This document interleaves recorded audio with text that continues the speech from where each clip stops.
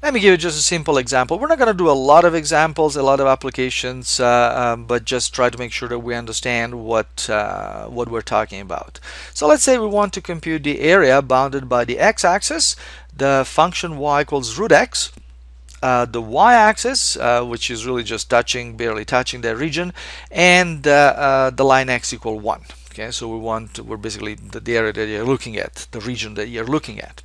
And we want to do that by using 5 strips. Okay, so what we're going to do, we're going to start by using inscribed rectangles. What does that mean? It means that for each strip, I'm going to construct an interval which is entirely inside the region. Well, of course, that's what I called the lower Riemann sum. That's the smallest possible thing we can get.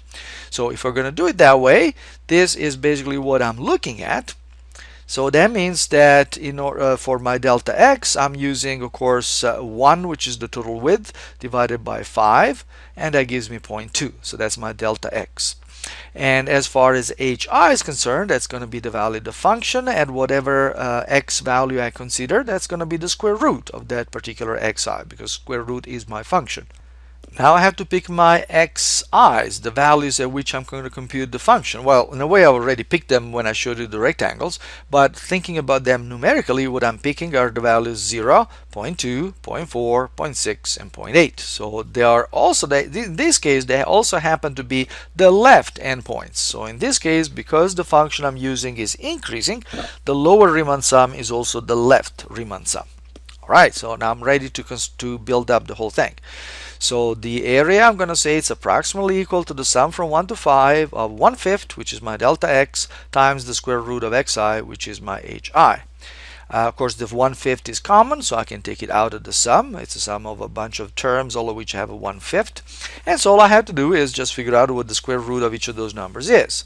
And here is what the formula is. I can put it in my calculator, or if I really don't have a calculator and I'm a 17th century mathematician, I'm just going to do that by hand. It'll take me a couple of days, and I come up with this value of 0.55. Probably take a lot less than a couple of days. So this is what we would obtain as the lower Riemann sum. So what we know right now is that the area of our region is going to be more than 0.55. So this is the lowest that I can possibly estimate it at with 5 strips. Now let's do the same thing, but this time by using circumscribed rectangles. Okay, so that means I'm going to use the upper Riemann sum. I'm going to use, if you want, the value where the function is greatest in each of the strips. Okay, so that of course is going to be the values 0.2, 0.4, 0.6, 0.8, and 1. Okay, so the rectangles I'm going to get will look like this, and that's why we call this circumscribed. They are surrounding my region. So whatever number I'm going to get in this approximation is going to be bigger than what I really want.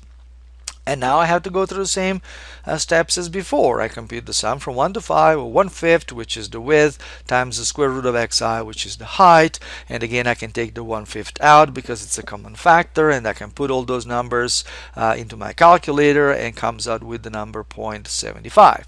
So I know that my region is going to be, the area of my region is going to be somewhere between 0.55 and 0.75. Now, what I can do is I can also use a very smart choice of points for each of the strips, namely the midpoint. Okay? You will learn later on that this choice is a really good one. It's a really efficient one. It gives us very often a value which is quite close to the correct exact value. But notice that we're still working with the same delta x, because we're still dividing into 5 strips and with the same function, so same hi's. Okay, so except that now our points are the midpoints, right? For each of the strips, I'm picking just the midpoint. Imagine those tick marks there as the boundaries of each of the strips. I'm picking exactly the midpoint, and then I'm constructing rectangles with them, with the value of the function at those values as the heights. Okay. So notice why this is such a smart choice.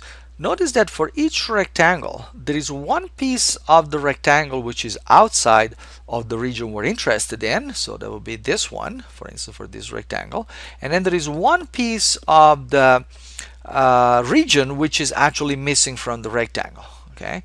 So the difference between the area of the rectangle and the area of the region is going to be given by those two pieces, but one is outside, one is inside, and they sort of cancel each other out. Okay, and so with this choice, we end up with an actual approximation which is very close to the value that we're looking for. So we can go through the same steps. It looks exactly the same. If it looks very familiar, it's because it's the same calculations we've done before. The only thing that changes now are the numbers. We're using 0.1, 0.3, 0.5, 0.7, 0.9. Put those in your calculator, you end up with 0.671. Notice that this number is between 0.55 and 0.75 that we saw as the upper and lower bounds for this area. Is it the exact value? Well, we're not sure. We don't think so. But we're going to have to develop a few more things before we can tell. If you can use your Math 31 background to figure out on your own how much that exact area is and compare it to the 0.671.